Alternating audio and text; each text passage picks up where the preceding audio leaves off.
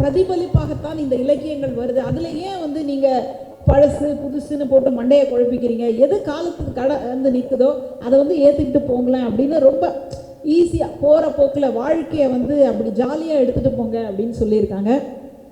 அதெல்லாம் முடியாதுங்க. எங்களுக்குன்னு ஒரு கொள்கை இருக்குது, எங்களுக்குன்னு ஒரு லட்சியம் இருக்குது, எங்களுக்குன்னு ஒன்று இருக்குது, அதை நாங்கள் சொல்லியே ஆவோம் அப்படின்றதுக்காக கிறிஸ்டோ அஜய் சிலுவை அவர்களை பழைய பாடல்களே அப்படின்ற அணிக்கு சிறப்பு செய்வதற்காக நிறைவான பேச்சாளராக அழைக்கிறேன். தமிழுக்கும் அமுதென்று பேர், அந்த தமிழின்ப தமிழெங்கள் உயிருக்கு நேர் என்று உயிராய் உயிரோட்டமாய் விளங்கும் செந்தமிழுக்கும் நடுநிலை தவறாது சூரியனை போல் ஒளி வீசி இன்றைய நிகழ்வை வழிநடத்தும் நம் நடுவர். யாருமே சொல்லலையா தம்பி? இத்தனை பேர் பேசுறீங்களே, ஒரு வார்த்தை சொன்னா என்ன? காசா பணமா? சொல்லுங்க. நம் நடுவர் முனைவர் சிஆர் மஞ்சுளா அம்மா அவர்களுக்கும் என் மரியாதை கலந்த வணக்கங்கள். எங்கள் அணியின் கருத்துக்களை கேட்டு எதிரணியினரே தீர்ப்பு உங்களுக்கு தான்ப்பா என்று ஒப்புக்கொள்ளும் அளவிற்கு வாதிடும் நம்பிக்கையுடன் இம்மேடையில் நிற்கும் நான் சவிதா ஐயன்முறை மருத்துவக் கல்லூரியைச் சேர்ந்த கிறிஸ்டோ அஜய் சிலுவை. அரங்கம் முழுவதும் இருப்போருக்கும் காண்போருக்கும் காது கொடுத்து கேட்போருக்கும் கழிப்போருக்கும் என் அன்பு வணக்கம். மகிழ்ச்சி தருவது பழைய பாடலா புதிய பாடலா? இனிமையானது பழைய பாடலா புதிய பாடலா? சிறந்த பொழுதுபோக்கு பழைய பாடலா புதிய பாடலா? என்னெல்லாம் பேசிகிட்டு இருந்த காலம் போய் இப்போ நம்ம புதுசாக வந்திருக்கிறது ஆழ்ந்த பொருள் பொதிந்த பாடல்கள் பழைய பாடல்களா புதிய பாடல்களா? இந்த தலைப்பை வைத்த சிந்தனையாளர்களுக்கு என்னுடைய சிரம் தாழ்ந்த முதல் வணக்கம். என்னதான் நம்ம 2K கிட்ஸாக இருந்தாலும் பழைய பாட்டெல்லாம் கேட்கும்போது அது நம்மை தலையை சேர்க்க வைக்கும், தாளம் போட வைக்கும், நம்மை தாளாட்டும். பிறப்பு தொடங்கி நம் வாழ்வின் இறுதி வரை ஒவ்வொரு நிகழ்வுக்கும் ஒவ்வொரு தருணத்திற்கும் ஒவ்வொரு உணர்வுக்கும் ஒவ்வொரு உறவுக்கும் எல்லா விஷயத்துக்குமே பாட்டு எழுதியிருக்கிறாங்க. பழைய பாடல்களை ஒரு சாமானியன் கூட எளிமையாக பாடக்கூடிய அளவுக்கு வரிகளுக்கு அவனுக்கு புரியும்படியான ராகம், அவன் போடக்கூடிய தாளம், எல்லோரையும் கட்டி போட்ட வரிகள், இதுக்கெல்லாம் புது பாடல் இருக்கான்னு கேட்டால் கொஞ்சம் யோசிக்க வேண்டிய விஷயம். வரியே புரிய மாட்டேங்குது, என்னதான் பாடுறாங்கன்னே தெரியல. டுமுக்கு டுமுக்கு டுமுக்கு டுமுக்குண்டமா டுமுக்குண்டமான்னு வருதே தவிர என்னதான் வரி, என்னதாங்க பாடுறீங்க அப்படின்னு பெரியவங்கள தான் கேட்டு தெரிஞ்சுக்க வேண்டியதாக இருக்கு. நடுவர் அவர்களே, நம்ம பழைய பாடல்கள் இடி துரைக்க வேண்டியதை, கடிந்து கொள்ள வேண்டியதையும், தட்டி கொடுக்க வேண்டியதையும், வீரத்தையும் விவேகத்தையும் ரொம்ப அழகா பாட்டில் சொல்லியிருப்பாங்க.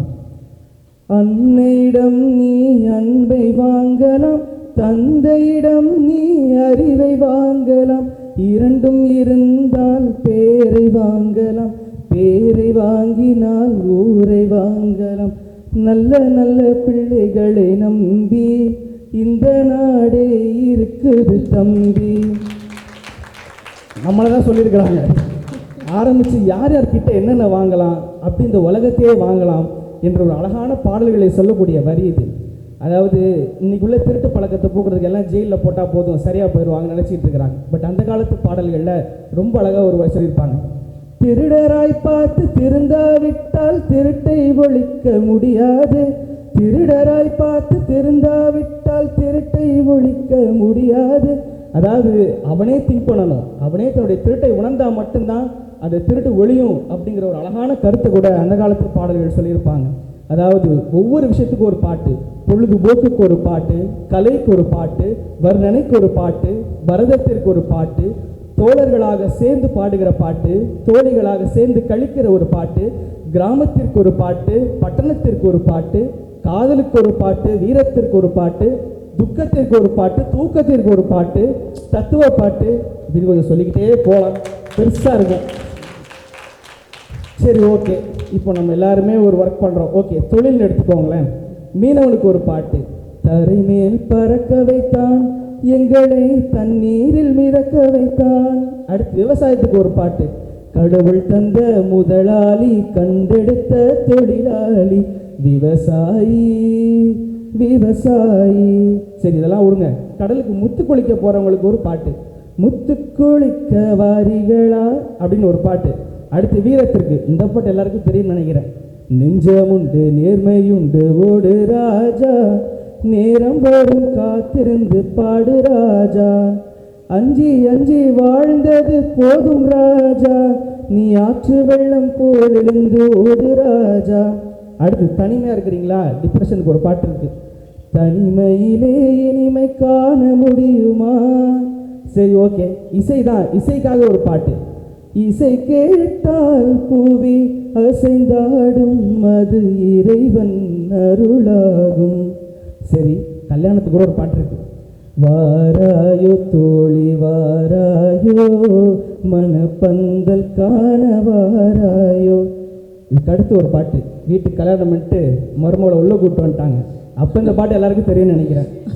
மணமகளே மணமகளே வா வா, உன் வலது காலை எடுத்து வைத்து வா வா. நம்ம கல்ச்சரை இந்த உலகத்திற்கே சொன்ன பாடல்கள் நடுவர் அவர்களே. பாட்டிலே சொல்லியிருப்பாங்க, அடுக்கு மொழியில் ஒரு பாட்டு இருக்கும். இப்போ வர்ற பாட்டுலாம் டம்பு கிடப்பாங்கன்னு தான் இருக்குது தவிர, அடுக்கு மொழியில் ஒரு பாட்டு. பார்த்தேன் ரசித்தேன் பக்கம் வர துடித்தேன், உன்னை தேன் என நான் நினைத்தேன், மலைத்தேன் இதுவென மலைத்தேன். என்னை பொண்ணு பார்க்க வரும்போது இந்த பாட்டு பாடலான் இருக்கிற நடுவர்களே. ஒரே எழுத்துக்களால் கேட்டுட்டு தான் நான் தமிழ் படிக்கிறதுக்கே ஒரு பாட்டு தான் காரணம்.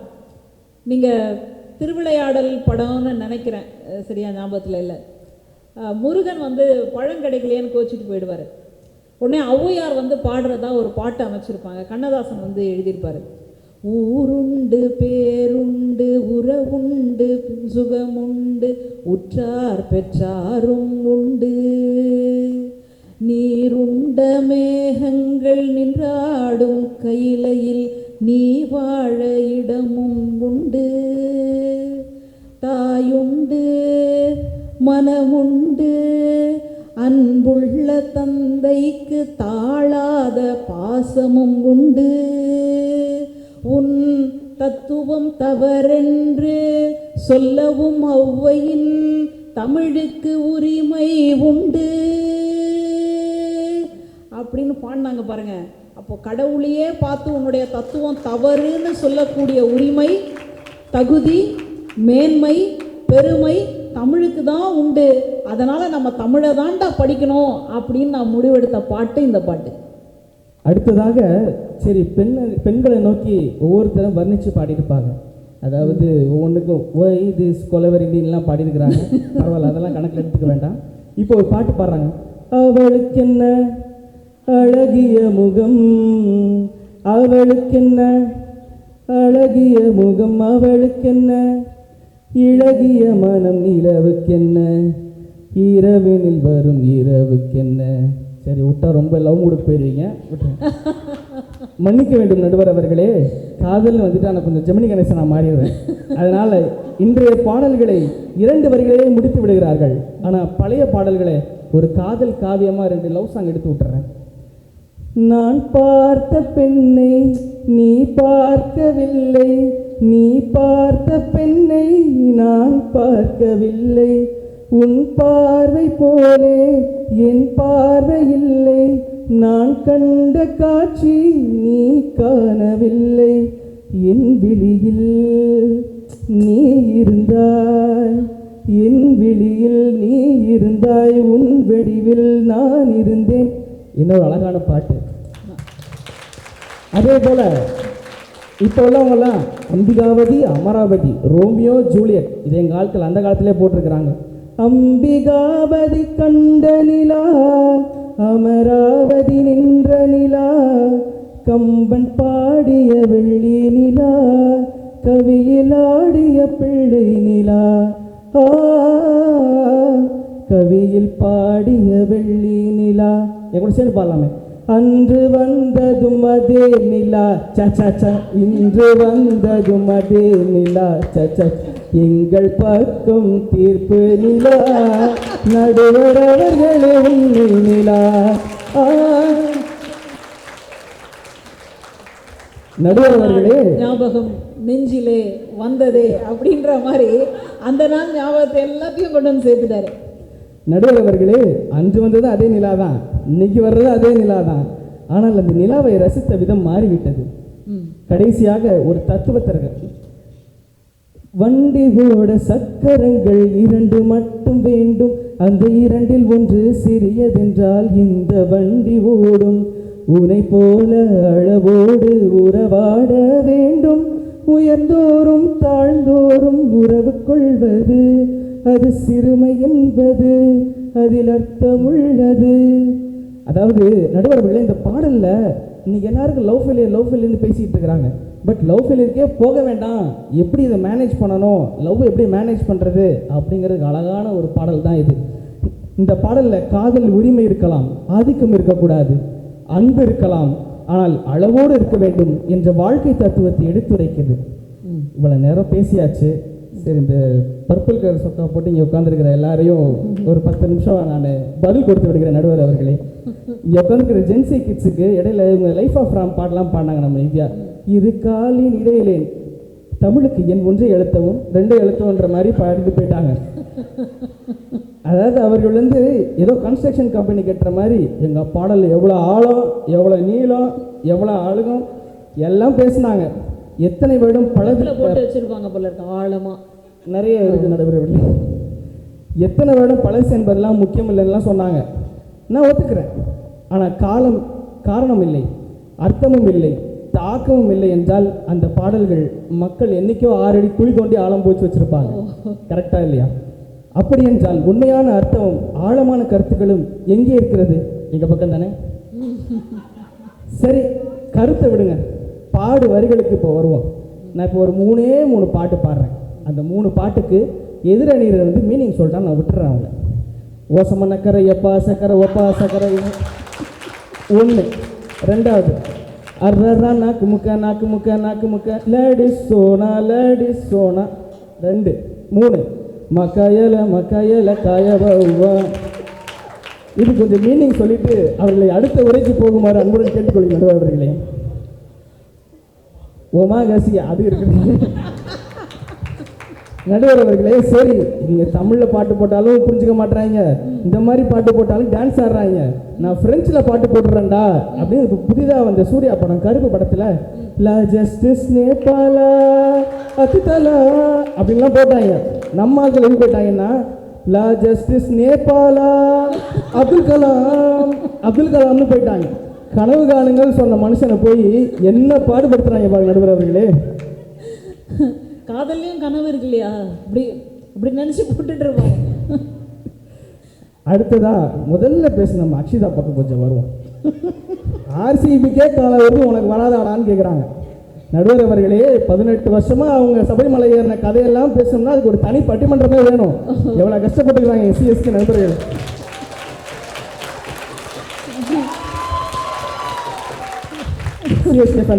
நண்பர்களே, ஒரு காலத்தில் ஒரு பாடலை கேட்டால் வாழ்க்கை பாடம் கிடைக்கும். இன்று ஒரு பாடலை கேட்டால் மோட்டிவேஷன் சாங் கிடைக்கும்ன்றாங்க. அதாவது மோட்டிவேஷன் செமினார்லாம் போக வேண்டாமா, இது பாடலை மட்டும் கேட்டால் மோட்டிவேட் ஆயிடுவாங்களா? ஆமாம், அதுவும் ஷார்ட்ஸ் ரீல்ஸ்லேயே பார்த்துடலாமா. இப்போ ஒரு உதாரணம் நடுவர் அவர்களே, ஒரு ஸ்கூல் பையன் பாடுறான். பயப்பட வேணாண்டி உன் புருஷன் நான் தாண்டி, பல தடைகளையும் தாண்டி உன்னை வாழ வைப்பேண்டி. அடே தம்பி, உனக்கு இன்னும் டிரைவிங் லைசன்ஸ் போடுற அப்ளிகேஷனே போடல. தலைவர் அதுக்குள்ளே புருஷன் பதவிக்கு அப்ளிகேஷன் போட போயிட்டாப்புல. அது கூட பரவாயில்ல அவர்களே, பல தடைகளையும் தாண்டி நான் வாழ வைப்பேன்றான். எனக்கு என்ன சொல்வது என்று தெரியவில்லை நடுவர் அவர்களே. இதுதான் இந்த காலத்து பாடல்கள் தரும் மோட்டிவேஷன் நடுவர் அவர்களே. இன்னொரு பாடல்ல ஊரும் பிளட் 10,000 வாழை எல்லாம் ஓகே. எதிரணியில் 2 பெண்கள்கிட்ட கேட்குறேன், 1 டம்ளர் அரிசிக்கு எத்தனை தண்ணி ஊற வைக்கணும்னு மட்டும் நான் சொல்லிட்டு போயிருக்கேன். அந்த அளவுக்கு இருக்கிறது. எதில் ஊரும் பிளட் எதுன்னு பாடுகிறார்கள், இதில் எத்தனை அளவு ஊறுகிறது, எத்தனை டம்ளர் ஊறுகிறதுலாம் அவங்களுக்கு தெரியறதில்லை. ஆனால் நாங்கள் சொல்கிறோம் நடுவர் அவர்களே, பழைய பாடல்கள் வெறும் இசை அல்ல, ராகமும் தமிழும் உணர்வும் ஒன்றாக கலந்த ஒரு வாழ்க்கை பாடங்கள். உதாரணமாக சாருகேசி ராகம் ஒரு கருணை, ஏக்கம், பக்தி போன்ற ஆழமான உணர்வுகளை வெளிப்படுத்தும்.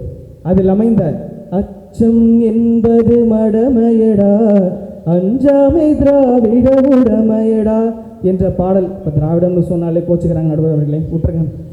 பயத்தை வென்று தைரியமாக வாழ வேண்டும் என்ற கருத்தை விதைக்கிறது.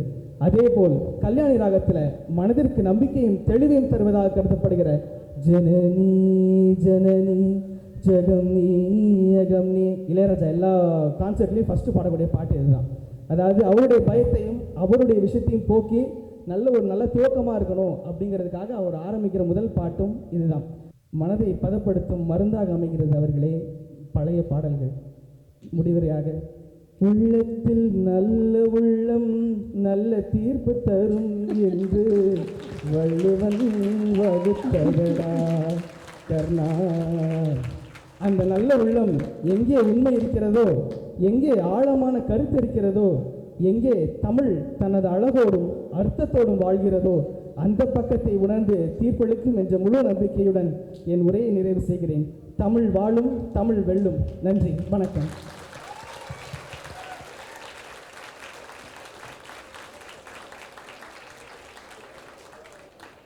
ரசிகர்களுடைய ஏகோபித்த வரவேற்பை பெற்றிருக்கிறார் நிறைவு பேச்சாளர். இப்போது இதோடையே வந்து நம்ம தீர்ப்பே சொல்லிடலாம் அப்படின்ற அளவுக்கு அவ்வளோ கண்டென்ட்டோடையே வந்துட்டார். இப்போ பாருங்கள், அவர் சொல்லி முடித்தோடனே எனக்கு ஒரு வாய்ப்பு கொடுத்து பாருங்கள், இந்த பட்டிமன்றத்தை புரட்டி போடுறோம் பாருங்க அப்படின்னு சொல்லி அவ்வளோ ஆவேசமாக நிற்கிறாரு. அதனால் யோகேஷ் அவர்கள் நிறைவான உங்களுடைய அணி சார்ந்த கருத்துக்களை வழங்குமாறு அன்போடு அழைக்கிறேன். ஆன்றோருக்கும் சான்றோருக்கும் என்னை போன்றோருக்கும் என் வணக்கங்கள். ஆழ்ந்த பொருள் பொதிந்த பாடல்கள் பழைய பாடல்களா புதிய பாடல்களா? நடுவரம் அவர்களே, கற்றது கைமண் அளவு, கல்லாதது கடல் அளவு. இது அறிவை பற்றி மட்டுமல்ல, தமிழின் வளர்ச்சியை பற்றியும் தான். பழையதை கற்றோம், அது கைமண் அளவு. புதியதில் கடலளவு ஆழம் காத்திருக்கிறது. அந்த ஆழத்தை நோக்கி இன்று நான் பேசுகிறேன். பழைய பாடல்கள் அந்த காலத்தின் கண்ணாடி, புதிய பாடல்கள் இந்த காலத்தின் ஆயுதம். பழைய பாடல்களில் பயன்படுத்தப்பட்ட மொழி வேறு, இன்றைய தலைமுறை பேசும் மொழி வேறு. மொழிவின் வடிவம் மாறியிருக்கலாம், ஆனால் அன்பு மாறவில்லை, பாசம் மாறவில்லை, தியாகம் மாறவில்லை, மனித நேயம் மாறவில்லை. அவற்றை இன்றைய மொழியில் சொல்வதுதான் புதிய பாடல். எனவே ஆழம் குறையவில்லை, வெளிப்பாடு மட்டுமே மாறியிருக்கிறது. காலம் மாறுகிறது, மனிதர்கள் மாறுகிறார்கள், வாழ்க்கை மாறுகிறது, சிந்தனைகள் மாறுகின்றன. ஆனால் மனித உணர்வுகள் மட்டும் மாறுவதில்லை. அந்த உணர்வுகளை ஒவ்வொரு தலைமுறைக்கும் ஏற்ற மொழியில் சொல்வதுதான் கலை. அந்த வகையில் இன்றைய தலைமுறையின் இதய துடிப்பாக ஒலிப்பவை புதிய பாடல்களே. இதை நான் சும்மா சொல்லிட்டு போனால் யாரும் ஏற்றுக்க மாட்டாங்க, ஏன் நான் கூட ஒத்துக்க மாட்டேன். அதுக்கு ஒரு எக்ஸாம்பிளாக ஒன்று சொல்கிறேன். இப்போ என் பெண் தோழி ஒருத்தவங்க அவங்களோட இன்ஸ்டாகிராம் ஹைலைட்ஸில் நிறைய புதிய பாடல்களை பயன்படுத்தி அவங்களோட உணர்வுகளை வெளிப்படுத்தியிருக்காங்க. அது என்னன்னு சொல்லிட்டு நான் இங்கே ஒரு எக்ஸாம்பிள் ஒரு 4-5 பாட்டு நான் சொல்கிறேன். அவங்க கப்பு வாங்கிட்டு ஜெயிச்சு அந்த சந்தோஷத்தை வெளிப்படுத்துறதுக்காக ஒரு பாடல் வச்சுருக்காங்க பாருங்க. ஆசைகள் எல்லாம் எனக்குண்டு, மீசைகள் இல்லா கனவுகள் கண்டு, பொறுப்புகள் தேடி பயணங்கள் நின்று, செருப்புகளே என் சிறகுகள் என்று போகிறேன், நான் போகிறேன் என்று போய்கொண்டே இருக்கிறார்கள். இதுதான் சொந்த காசுல சூன்யம் வச்சுக்கிறதோ. மேலும் நடுவர்களே, அவங்க அப்பா மேல இருக்க பாசத்தை சொல்லும்போது, என் முதல் நாயகன் நீ, காவலன் நீ, உன் உயிராரம்பம் நீ, நெஞ்சின் ஆசையும் நீ அப்படின்னு அவ்வளோ பாசமாக பாடுறாங்க. மேலும் அவங்க தம்பி மேலே இருக்க பாசத்தை, அவங்க தம்பியோட புகைப்படத்தை வச்சு பூத்திருந்த ஒரு பாடல், மகளென வளர்த்தியா இவனுயரம் குறைந்த தாயடா, இவனின் அன்பை அலந்திட எந்த மொழியும் போதாது. அதாவது எந்த மொழியும் போகலையா அந்த மாதிரி சொல்கிறாங்க. உங்களோட நட்புக்கிட்ட இருக்கிற அந்த பாச தொல்லையை சொல்கிறாங்க பாருங்க. கொஞ்சம் கூட நம்பிக்கை இல்லை, கூட ஒட்டிக்கிட்ட தொல்லை, கழட்டி விடவும் மனசே இல்லை, என்ன கொடுமையடா. இந்த பட்டிமன்றம் முடிஞ்சோடனே எனக்கு டெடிகேட் பண்ணுவாங்கன்னு நினைக்கிறேன். நடுவரம் அவர்களே, இப்போ நான் உங்களுக்கு ஒருத்தர் மேலே கோவம் வந்துருச்சு, நீங்கள் என்ன பண்ணுங்க, அவங்ககிட்ட ஒரு மன்னிப்பு கேட்கணும். என்ன பண்ணுவீங்க?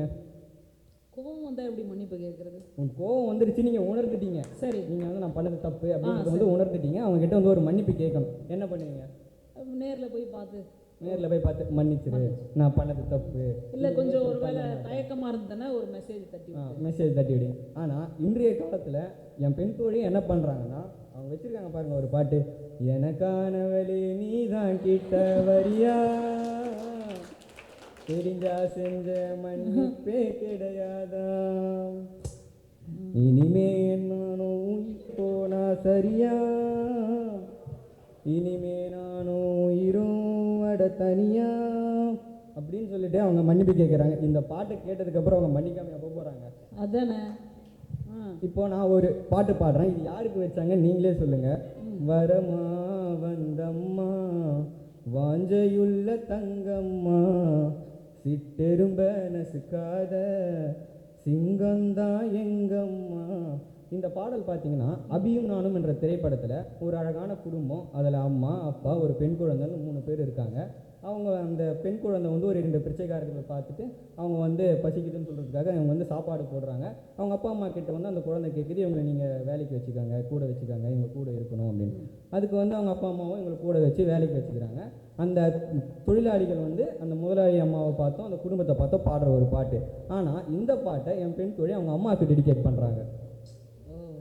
இதே மாதிரி அமுத கடல் உனக்குத்தான், ஆறாமழை உனக்குத்தான், நீங்கா நிழல் உனக்குத்தான், நீ கண்மணி எனக்குத்தானே. இந்த பாடல் பார்த்தீங்கன்னா சித்தா திரைப்படத்தில் ஒரு சித்தப்பா தன்னோட அண்ணன் மகளுக்கு எழுதக்கூடிய ஒரு பாட்டு. ஆனால் இந்த பாட்டை அவங்க தங்கச்சிக்கு டெடிகேட் பண்ணுறாங்க. இப்படி வேறு ஒரு கருத்தோடு எழுதப்பட்ட பாடல், வேறு ஒருவருக்காக எழுதப்பட்ட பாடல், வேறு ஒரு உணர்வுக்கும் பொருந்தும், வேறு ஒரு உறவுக்கும் பொருந்தும் எனில் அதன் ஆழம் புரியாமலாம் பயன்படுத்துகிறாங்க அவங்க.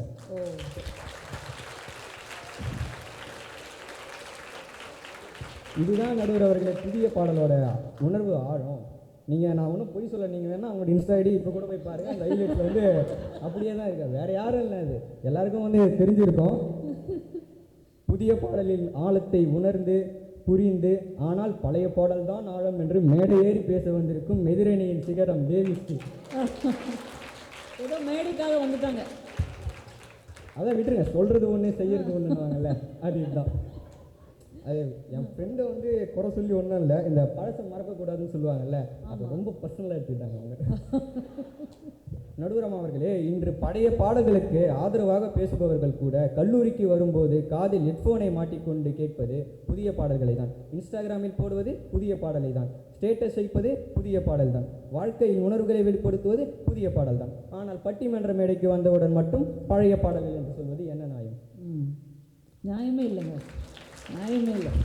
எதிரணியினர் வந்து திரும்ப திரும்ப சொல்கிற வார்த்தை பழைய பாடல் இன்னும் வாழ்கின்றன என்று. அது உண்மைதான், ஒத்துக்கிறேன். ஆனால் இன்றைய பாடல்கள் மட்டுமே இறந்தா பிறக்கிறது, இன்றைய பாடல் மட்டும் இறந்தா பிறக்கிறது.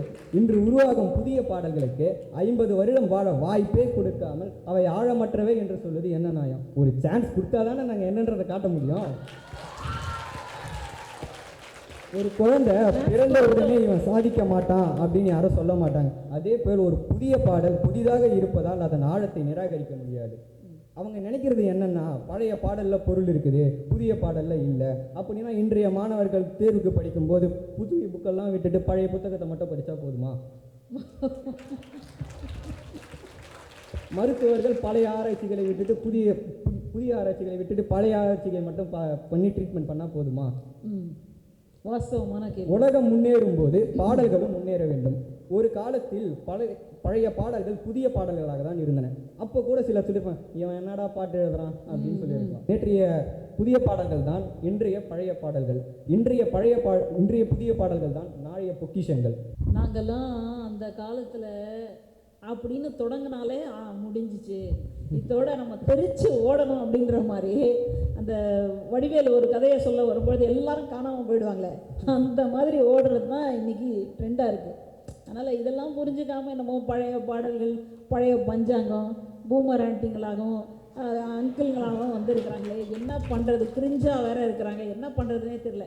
எனக்கான ஏஜ் ஆகலைங்க, எனக்கு இப்போ தான் 15 முடிஞ்சு 14 வச்சுருக்குங்க.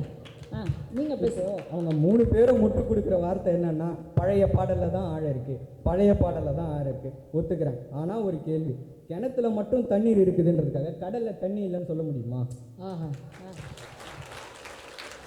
அந்த மாதிரி தான் நடுவர்களே இது. பழைய பாடல்களில் ஆழம் இருக்கிறது என்பதற்காக புதிய பாடலில் ஆழம் இல்லை என்று எப்படி சொல்ல முடியும்? பழைய பாடல்களுக்கு வயது அதிகம், புதிய பாடல்களுக்கு தாக்கம் அதிகம். பழைய பாடல்கள் காலத்தை வென்று இருக்கலாம், புதிய பாடல்கள் தலைமுறையை வென்று கொண்டிருக்கின்றன. நடுவரமார்களே, இப்போ நான் ஸ்னேகாக்கா கிட்ட வரேன். அவங்க சொன்னாங்க பழைய பாட்டெல்லாம் பெண்களை திட்டுறா மாதிரி இருக்குது, வன்முறையை தூண்டுறா மாதிரி இருக்குது அப்படின்னு சொல்லி. நடுவரம்மா நீங்களே சொல்லுங்கள், அடிக்கிற கை தானே அணைக்கும்? அடிக்கிற கை தானே அணைக்கும்.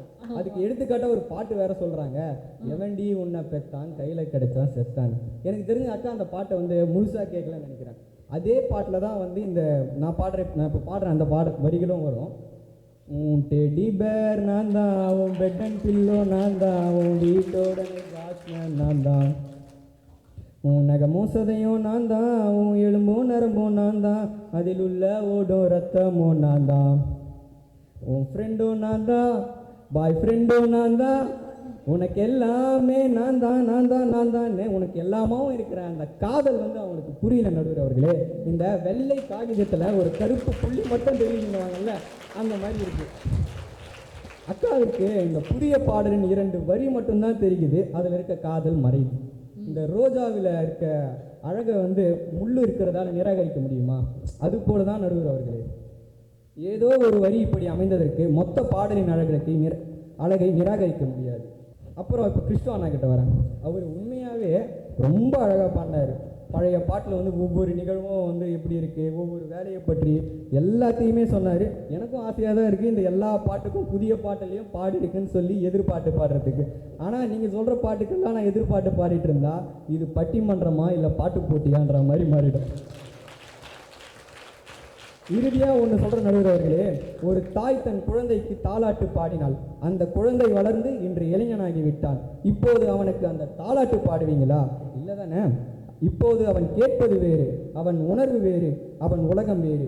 தமிழும் அந்த தாய் போல்தான். காலம் காலமாக குழந்தைகளுக்கு ஏற்றபடி புதிய பாடல்களை இசைக்கிறாய். பழைய தாலாட்டை பாதுகாப்போம், ஆனால் இன்றைய இளைஞனுக்கு இன்றைய பாடல் வேண்டும். தாய் மாறவில்லை, அன்பு மாறவில்லை, ஆனால் பாடல் மாறி இருக்கிறது, அதுவும் காலத்திற்காக. அதுவே புதிய பாடலின் ஆழம். நடுவரமார்களே, நாம் தாலாட்டை மட்டும் கேட்டு உறங்க வேண்டுமா, இல்லை புதிய பாடல்களோடு விழிக்க வேண்டுமா என்று நல்ல தீர்ப்பளிக்குமாறு பணிவன்புடன் கேட்டுக்கொள்கிறேன். வாய்ப்பளித்தமைக்கு நன்றி. வாழ்க தமிழ், வெல்க தமிழ்.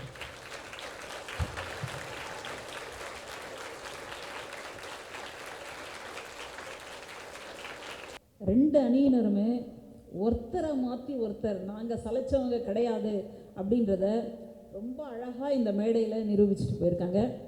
எத்தனை நாள் இவங்க பயிற்சி எடுத்தாங்க என்னன்றது நமக்கு தெரியல. எத்தனை இடங்களில் போய் அவங்கவுங்க கிட்ட இருந்து அந்த பாயிண்ட்ஸ் எல்லாம் கலெக்ட் பண்ணாங்க அப்படின்றதும் நமக்கு தெரியல. இங்கே இவங்க பேசுனது எல்லாமே ஃப்ரெஷ்ஷாக இருந்தது. நம்ம சாதாரணமாக ஒரு பட்டிமன்றம் அப்படின்னா யூடியூப்பில் போய் பார்த்துட்டு அங்கே இருக்கக்கூடிய அந்த தகவல்களை அந்த நகைச்சுவைகளை எடுத்து வச்சு பேசுறது அப்படின்றது ஒரு வகை. இன்றைக்கி அப்படி தான் இருக்குது. நான் கூட அந்த மாதிரியெல்லாம் இருக்குமோ அப்படின்னு நினச்சி வந்தேன். என்னை நிறைய இடங்களில் நீங்கள் ஏமாற்றிட்டீங்க. பார்த்தீங்கன்னா அமைதியாக உட்காந்துருக்கீங்க, நல்லா ரசிக்கிறீங்க, தமிழ் புரியுது, தமிழில் வேறு இவங்க பேசுகிறாங்க. அதனால் இந்த மாதிரி நிறைய இடங்களில் வந்து என்னை நீங்கள் ஏமாற்றிட்டீங்க. இவங்க பேசின விஷயங்கள் எல்லாமே புதிய செய்திகள், புதிய கருத்துக்கள், எந்த யூடியூப்லேயும் வந்து இல்லாத ஒரு அற்புதமாக தனக்கு தானே வந்து தயார் பண்ணியிருக்கிறாங்க. அவங்களே தயார் பண்ணியிருந்தாலும் சரி, அல்லது பேராசிரியர் பெருமக்களினுடைய உதவியோடு அவங்க இங்கே தயாராகி வந்திருந்தாலும் சரி, அவர்களுக்கு என்னுடைய நெஞ்சார்ந்த பாராட்டுகளை நான் முதல்ல தெரிவிச்சுக்கிறேன்.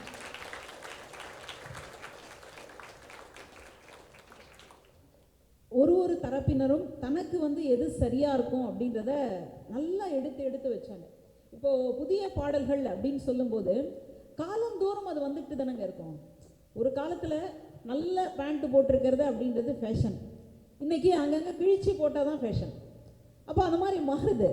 ஒரு காலகட்டங்களில் பெண்கள் வந்துட்டு இந்த அளவுக்கு வந்து ப்ளவுஸ் போட்டுட்டு இருந்தாங்க. அதுக்கப்புறமா கொஞ்சம் இந்த அளவுக்கு வர்ற மாதிரி இருந்தது. இப்போ மறுபடியும் வந்து இந்த அளவுக்கு வருது அப்படின்றது அந்த கால மாற்றத்துக்கு ஏற்ப இது எல்லாமே வரும்.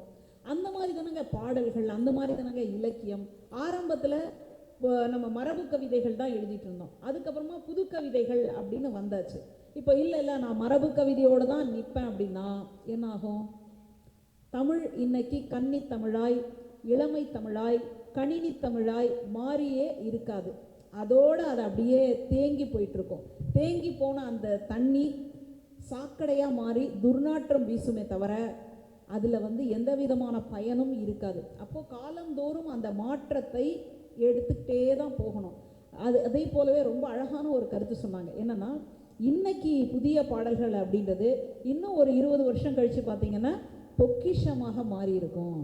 பொக்கிஷம் போல நெஞ்சில் சுமந்த நினைவுகள் எல்லாம் ஒரு மகிழ்ச்சி அப்படின்ற மாதிரி பாடல்கள் வரும் இல்லையா, அந்த மாதிரி ஒரு பொக்கிஷமாக இந்த பாடல்கள் மாறி இருக்கும். நாங்கள் ரொம்ப நுணுக்கமான செய்தி அது. சாதாரணமாக புதிய பாடல்களை பாடிக்கிட்டே போகிறது, தனக்கு பிடித்தமான பாடல்களை எல்லாம் அப்படியே பட்டியலிட்டு சொல்கிறது அப்படின்றது ஒரு வகை. அதில் இல்லாமல் ஏன் இந்த புதிய பாடல்களை பற்றி நாங்கள் பேசுகிறோம், இந்த புதிய பாடல்கள் வருங்காலத்தில் என்னவா மாறி இருக்கும் அப்படின்றத ஒரு காலம் கடந்து ஒரு அனலிஸ்ட் அப்படின்னு சொல்லுவோம் இல்லையா, அந்த மாதிரி ஒரு ஆய்வு நோக்கத்துலேயும் அவங்க ரொம்ப அழகாக பதிவு பண்ணாங்க. அவர்களுக்கு என்னுடைய நெஞ்சார்ந்த பாராட்டுகளை நான் தெரிவிச்சுக்கிறேன். அதே போல் இந்த பக்கம் பாருங்கள், இவங்க பழைய பாடல்களுக்குள்ளே இருக்கக்கூடிய அந்த ஆழமான கருத்துக்கள், முக்கியத்துவம் என்ன, ஒவ்வொரு உணர்வுகளுக்கும் பாடல்கள் எழுதியிருக்காங்க. அந்த பாடல்களை எல்லாம் நீங்கள் கேட்கும்பொழுது உங்களுக்குள்ளே ஒரு உற்சாகம், ஒரு ஆறுதல், ஒரு அமைதி, இது எல்லாமே ஏற்படும் அப்படின்னு சொல்லி ஒவ்வொருத்தரும் அவரவர்களுக்கு ஏற்ற ஒரு வகையில் சொல்லியிருக்கிறாங்க. கடைசியாக பேசினவர் கிட்டத்தட்ட எப்படி இவங்கெல்லாம் பேசும்போது எங்கள் தீர்ப்பையே சொல்லிட போகிறாங்களோன்னு நினச்சனோ, அந்த மாதிரி தீர்ப்புக்கு தேவையான அத்தனை கருத்துக்களையும் அவர் சொல்லிட்டு போயிருக்காரு. அதனால் மற்றவங்கெல்லாம் சரியாக பேசலையா அப்படின்னு நீங்கள் நினைக்க வேண்டாம்னா, அந்த ஹைலைட்டான விஷயத்தை மட்டும் எடுத்து சொல்லிகிட்ருக்கிறேன். அதே போல் எனக்கு ரொம்ப பிடிச்சமான ஒரு செய்தி என்ன அப்படின்னா, இவங்க பாருங்கள் ஒரே நிறத்தில் ஆடைகள், இவங்க அதே மாதிரி இந்த டீமில் ஒரே நிறத்தில் ஆடைகள். ரொம்ப இதெல்லாம் மனசுக்கு அவ்வளோ இதமாக இருந்தது. ஏன்னா நான் கல்லூரி இன்றைக்கி தொடங்குது அப்படின்னா எனக்கு புது ட்ரெஸ் இருந்தால் தான் கல்லூரிக்கு போவேன் அப்படின்னு அடம்பிடிப்பேன். அந்த மாதிரியான நபர்கள்.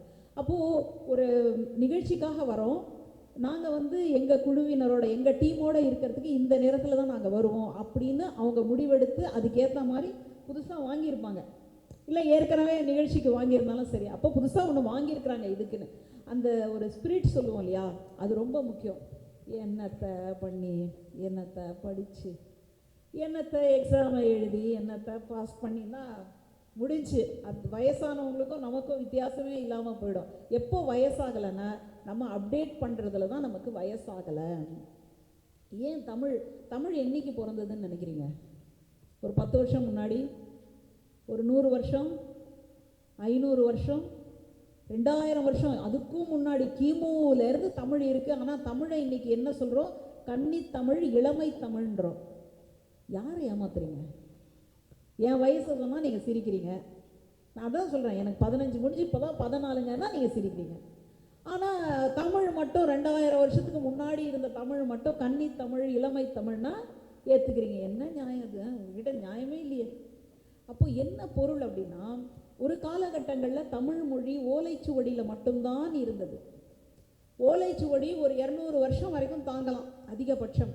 அதுக்கப்புறமா அந்த ஓலைச்சுவடியில் இருக்கக்கூடிய கருத்துக்களை இன்னொரு ஓலைச்சுவடிக்கு எழுதணும்.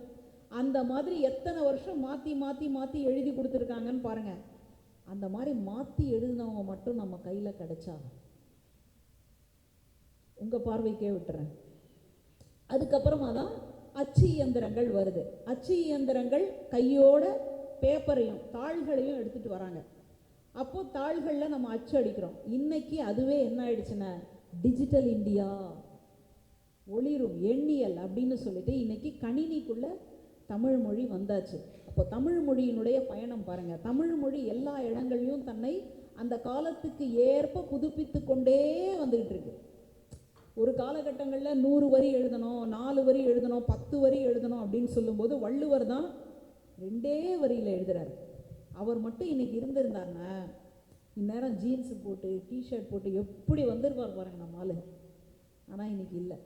ஒரு 2 வரியில் எவ்வளோ முக்கியமான ஆழமான கருத்துக்களையும் சொல்லிட்டு போனார்.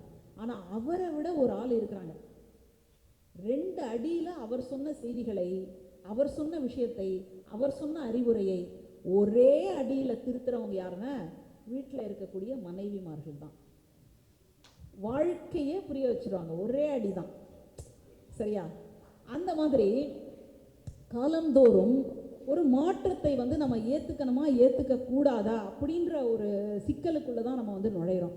அப்படி பார்க்கும் பொழுது பழைய பாடல்களில் எந்த அளவுக்கு கருத்துக்கள் அதிகமாக இருந்தன, புதிய பாடல்களில் எந்த அளவுக்கு கருத்துக்கள் முக்கியமாக இருக்கின்றன, இதுதான் இன்னைக்கு பிரச்சனை. புதிய பாடல்கள்லையும் ஆழமான கருத்துக்கள் இருக்குது, பழைய பாடல்கள்லையும் ஆழமான கருத்துக்கள் இருக்குது. ஆனால் எது அதிகமாக இருக்கிறது?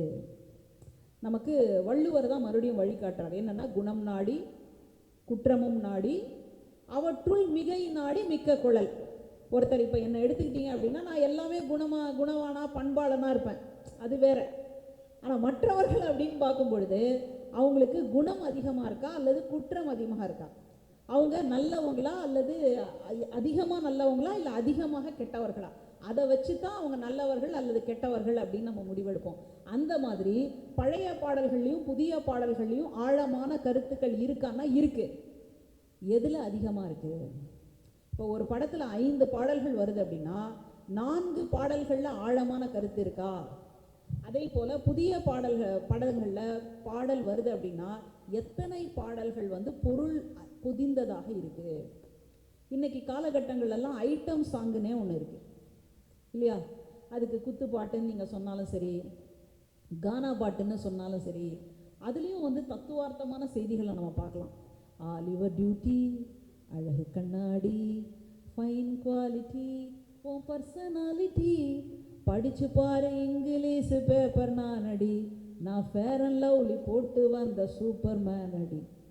அடுத்தது சொல்கிறான் பாருங்க, கோயம்பேடு மார்க்கெட்டில் வந்து பாருடி, நான் கோணி மூட்டை தூக்குறவன் ஆனா என்னடி, அப்பு டவுனு வாழ்க்கையில் வந்து போகுண்டி, நான் அப்போ கூட உன்னை விட்டு போக மாட்டேன்டி, பல்ட்டி அடிப்பண்டி உசுரை கழட்டி கொடுப்பண்டி, நீ இப்போ சொல்லு 100 பேரை சொயட்டி அடிப்பண்டி. எப்படி இருக்கு பாருங்க அவன் காதல். கடைசி வரைக்கும் இந்த மாதிரியான ஒரு காதலை நம்ம கண்டடையாமலேயே போயிடுவோமோ அப்படின்ற ஒரு பயம் நிறைய பேருக்கு இருக்குது. எனக்கு இல்லைன்னு வச்சுக்கோங்களேன், அப்படின்ற ஒரு பயம் வந்து இன்னைக்கு நிறைய பேருக்கே இருக்குது. அப்போ இந்த சூழலில் நம்ம எதை வந்து தேர்வு செய்யலாம்? 2 பக்கமும் ரொம்ப சிறப்பாக பேசினாங்க. நான் நிஜமாகவே எனக்கு ரொம்ப எமோஷ்னலாகவே ஆகிட்டேன். இந்த அளவுக்கு இந்த தலைப்பை வந்து ஊடுருவி பார்க்க முடியுமா? அதுலேயும் என்ன, ஒரு 10 நிமிஷம் தான், 5 நிமிஷத்துலேருந்து ஒரு 10 நிமிஷம் தான். அந்த 10 நிமிஷத்துக்குள்ளே ஒரு மாயத்தை இந்த மேடையில் நிகழ்த்த முடியுமா அப்படின்றது தான் எனக்கு பெரிய ஆச்சரியமாக இருந்தது. ஆனால் 2 தரப்பினரும் வந்து ரொம்ப சிறப்பாக பண்ணியிருக்கிறாங்க. தமிழில் பேசுறது, மேடையில் பேசுறது அப்படின்றதே இன்றைக்கி ரொம்ப அரிதாக போயிடுச்சு. கேட்டால் நாங்கள்லாம் மௌனத்திலேயே உரையாடிடுவோன்றாங்க. பார்வையிலே, நான் யாரையும் குறிப்பிட்டெல்லாம் சொல்லலைங்க, கம்பெனி இதுக்கு பொறுப்பேற்காது.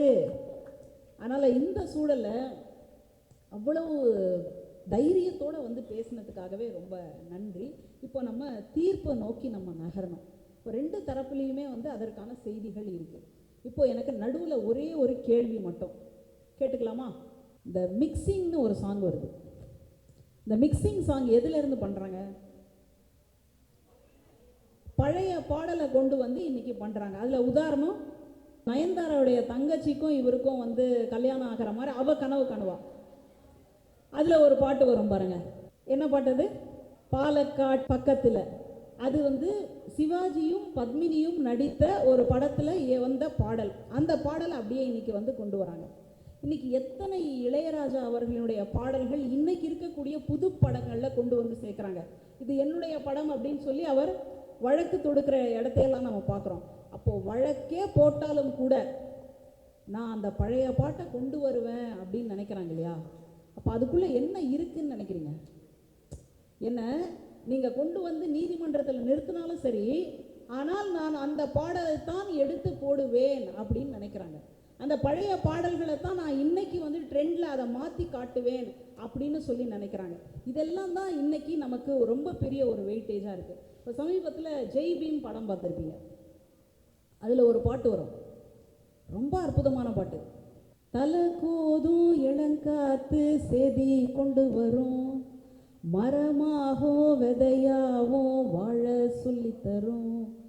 கலங்காத கலங்காத நீயும் நெஞ்சுக்குள்ள, இருளாத விடியாத நாளும் இங்கு இல்லை. ரொம்ப பக்கம்தான் நிழல் நிற்குதே உன்னை நம்பி நீ முன்ன போகையில் பாதை உண்டாகும், நிற்காம முன்னேறு. கண்ணோரம் ஏன் கண்ணீர். அப்போது எவ்வளோ ஆழமான கருத்து பாருங்களேன். நீங்கள் எவ்வளவு மனவேதனையில் இல்லை பிரேக்கப்பில் இருந்தாலும் கூட இந்த பாட்டை கேட்டிங்கன்னா புதிய உற்சாகம். இன்னைக்கு மாணவர்கள்கிட்ட நாங்கள் சந்திக்கக்கூடிய மிக முக்கியமான பிரச்சனை என்ன தெரியுமா? ஏதோ ஒரு சில பிரச்சனைக்காக உயிரை விடுவதற்கு தயாராக இருக்கிறாங்க. அது ஒரு காதல் தோல்வியாக இருக்கலாம், இல்லை ஏதாவது இது எக்ஸாமில் ஃபெயிலாக இருக்கலாம், இல்லை யாராவது ஏதாவது ஒன்று தப்பாக பேசியிருக்கலாம். அதுக்கும் உங்கள் உயிரும் சமமா? இந்த எக்ஸாமில் ஃபெயில் ஆனதை இன்னொரு எக்ஸாம் எழுதி பாஸ் பண்ணிடலாம். இங்கே பிரேக்கப் ஆனதை இன்னொரு இடத்துல பிக்கப் பண்ணி சரி பண்ணிக்கலாம். டாக்டர் போனால் நர்ஸு காதலின்றாங்க இல்லையா, அந்த மாதிரி. ஒருவேளை எதையாவது பொருளை நீங்கள் தொலைச்சிட்டீங்க அப்படின்னா கூட உங்களால் கொண்டு வந்து விட முடியும். ஆனால் உங்களுடைய உயிரை ஏதாவது ஒன்றின் மூலமாக உங்களால் கொண்டு வந்து தர முடியுமா? முடியவே முடியாது. உங்கள் அப்பா அம்மாவிலேயே மறுபடியும் உங்களால் உருவாக்க முடியுமான்னு கேட்டால் முடியவே முடியாது. அது சாத்தியமே கிடையாது. இயற்கை செய்யக்கூடிய மிக முக்கியமான உன்னதமான ஒரு பணி என்னன்னா, ஒரு உயிரை உருவாக்கி தருதல். அந்த உயிரை நீங்கள் ரொம்ப சாதாரணமாக துச்சமாக நினைக்கிறீங்க பாருங்க, அது ரொம்ப மோசமான ஒரு விஷயம். உங்களை இந்த அளவுக்கு வளர்ந்து நீங்கள் பேசி இது எல்லாத்தையும் நாங்கள் பார்த்துட்டு திடீர்னு ஒரு நாள் நீங்கள் இல்லாமல் போகிற அந்த வேதனை இருக்குது பாருங்களேன். ஐயோ, அதெல்லாம் வார்த்தையால் சொல்லவே முடியாதுங்க. ஒருவேளை இயற்கை ஏதாவது ஒரு நோயின் காரணமாக எடுத்துகிட்டு போகுது அப்படின்னா அது வேற. ஆனால் தன்னைத்தானே ஒப்பு கொடுக்குறீங்க பாருங்களேன், அது ரொம்ப மோசமான ஒரு மனநிலை. அந்த மனநிலையில இருந்தெல்லாம் உங்களை சரி பண்ணி எடுத்துகிட்டு வரணும் அப்படின்னா இந்த மாதிரியான பாடல்கள் முக்கியம். ஆனால் இந்த பாடல்கள் பழைய காலத்தில் அதிகமாக இருந்தனவா, புதிய காலத்தில் அதிகமாக இருக்கின்றனவா? இந்த இடத்துக்கு தான் நம்ம போகிறோம். ஒரே ஒரு பாட்டை மட்டும் சொல்லிவிட்டு நான் தீர்ப்புக்குள்ளே வந்துடுறேன். அந்த பாட்டை சொன்னால் தீர்ப்புக்குள்ளே போயிடலான்னு நினைக்கிறேன். பொற்காலம் படம் எப்போ வந்ததுன்னு நினைக்கிறீங்க? பொற்காலம்னு முரளி நடிச்சிருப்பாரு, மீனா நடிச்சிருப்பாங்க. 2000க்கு முன்னாடியா? 2000க்கு முன்னாடி. இதில் இவர் முரளிக்கு வந்துட்டு பானை செய்யக்கூடிய வேலை, மீனாக்கு வந்துட்டு நெசவாளர் வேலை. இவர் பானையை செய்யும்போது ஒரு பொம்மையை செய்கிற மாதிரியும் தன்னுடைய காதலிக்கு வந்துட்டு அப்படியே செய்கிற மாதிரியும், அந்த காதலிக்கு தன்னுடைய உயிரை கொடுக்குற மாதிரியும், கண்களால் உயிர் கொடுக்குற மாதிரியும் ஒரு பாட்டு வரும். அந்த பாட்டு நீங்கள் அநேகமாக கேள்விப்பட்டிருப்பீங்கன்னு நினைக்கிறேன். தஞ்சாவூர் மண்ணை எடுத்து தாமிரபரணி தண்ணியை விட்டு சேர்த்து சேர்த்து செஞ்சது இந்த பொம்மை. இது வந்து காதல் பாடல். இந்த காதல் பாட்டை ஒரு இழப்பு வீட்டில் பாட முடியுமா? ஒரு இறந்த பிணம் வச்சுருக்காங்க, இறந்தவருடைய உடல் இருக்குது, அந்த உடல் இருக்கக்கூடிய அந்த இடத்துல பாட முடியுமா? ஆனால் பாடியிருக்காங்க. எப்படி புரிஞ்சுக்கிறது?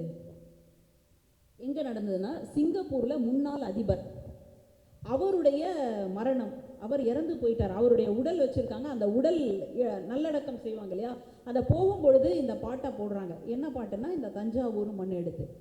ஏன் இந்த பாடலை போய் போடணும்? இந்த பாடலுக்கு என்ன இருக்குது அப்படின்னு கேட்டால், அதில் ஒன்று ஒன்றா பாடிக்கிட்டே வருவாங்க.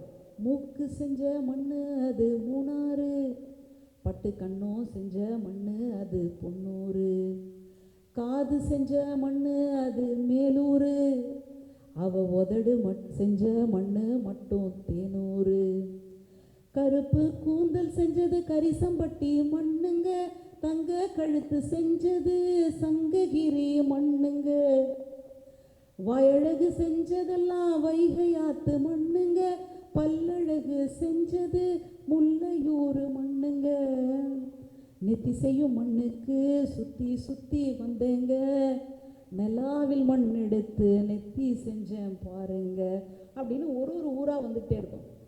இப்போ இந்த இறந்து போனார் இல்லையா அந்த அதிபர், அவங்களுடைய 3ஆம் தலைமுறை, அது முன்னாடி தாத்தாவுக்கு தாத்தாவுக்கு தாத்தா, அவங்க தமிழ்நாட்டில் தான் இருந்திருக்காங்க. ஏதோ காரணத்துக்காக வேலையின் காரணமாக சிங்கப்பூருக்கு வந்துட்டாங்க. அதுக்கப்புறமா 3-4 தலைமுறையாக சிங்கப்பூரில் தான் இருக்காங்க. இப்போது சொந்த ஊர் எதுன்னே அவருக்கு தெரியாது. ஆனால் தஞ்சாவூர் கும்பகோணம் பக்கம். இந்த பாட்டை கேட்ட உடனே அவர் என்ன நினைக்கிறாருன்னா, இந்த மேலூராக இருக்குமோ, தேனூராக இருக்குமோ, சங்க ஊராக இருக்குமோ அப்படின்னு சொல்லிட்டு அவர் மனசுக்குள்ள ஒரு இனம் புரியாத ஒரு உணர்வு இருக்கு இல்லையா, அந்த உணர்வை தந்த பாடல் இந்த பாடல் தான், தஞ்சாவூர் தான். அதனால் அவர் என்ன கேட்டுக்கிறாரு, நான் இறந்ததுக்கு அப்புறமா என்னுடைய உடல் வைக்கிறீங்க இல்லையா, அந்த இடத்துல கடைசியாக நான் அந்த இடத்த விட்டு புறப்படும் பொழுது இந்த பாட்டை நான் கேட்கணும் அப்படின்னு உயிரோடு இருக்கும் பொழுது தன்னுடைய சக நண்பர்களோட உறவினர்களோட அவர் சொல்லி வச்சிருக்கார். அதனால்தான் அந்த முன்னாள் அதிபருடைய இறந்த அந்த இடத்துல இந்த பாட்டு ஒலிக்கப்படுகின்றது. இது பொய் கிடையாது, உண்மை. நீங்கள் கூகுளில் போயிட்டு சிங்கப்பூர் முன்னாள் அதிபர் போட்டுட்டு இந்த பாட்டினுடைய தலைப்பு போட்டிங்கன்னா அப்படியே உங்களுக்கு செய்தியோட அந்த கருத்துக்கள் எல்லாமே வந்துடும். அதனால் புதிய பாடல்களை நான் அவ்வளவு ஆழம் இல்லை அப்படின்னு சொல்ல வரல. ஆனால் அதை காட்டிலும் பழைய பாடல்கள் அப்படின்றது இன்னும் பொருள் பொதிந்ததாக, ஆழ்ந்த கருத்துக்களை எடுத்து சொல்வதாக, அதே நேரத்தில் நேர்மறையான, யாரையும் காயப்படுத்தாமல் செய்யக்கூடிய ஒரு வாய்ப்பினை பழைய பாடல்கள் தான் அதிகமாக கொண்டிருக்கின்றன. அதனால் பழைய இடத்துலையே நம்ம தேங்கி போகக்கூடாது. ஏன்னா மாணவர் வேற கேட்டார், பழைய சிலபஸை வச்சு நீங்கள் நடத்திடுவீங்களா, பழைய சிகிச்சையை வச்சு நீங்கள் நடத்திடுவீங்களா? பழைய சிகிச்சையெல்லாம் இருந்ததுன்னு வச்சுக்கோங்களேன், நம்மளில் நிறைய பேர் இந்நேரம் போய் சேர்ந்தே இருப்போம். இன்றைக்கி புதிய சிகிச்சை வந்திருக்கிறதுனால தான் இன்றைக்கி இவ்வளோ பெரிய மாற்றம். இன்றைக்கி நம்ம போலியோ ஒழிச்சிட்டோம், அந்த மாதிரி புதுசு நம்ம அப்டேட் பண்ணிக்கிறோம். ஆனால் எதில் நம்ம அதிகமாக இருக்குது அப்படின்னு பார்க்கும் பொழுது பழைய பாடல்கள் பக்கம்தான் நான் கொடுக்குறேன்.